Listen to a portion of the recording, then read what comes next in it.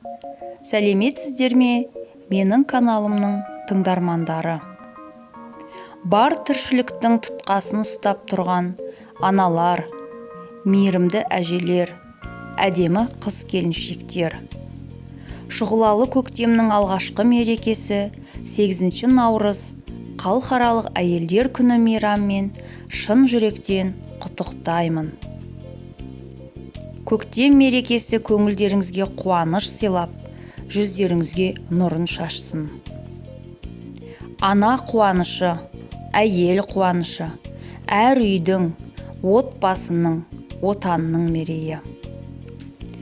Мереке қарсаңында сіздерге, дендеріңізге саулық, отбасыларыңызға береке бірлік, мол табыс, қызметте өрлеу, махаббат пен әсемдік тілеймін. Осы өлең жолдарын өздеріңізге арнаймын. Гүлдей болсын өміріңіз, нұрға толсын көңіліңіз, биік боп жұлдызыңыз, көктемдей құлпырыңыз.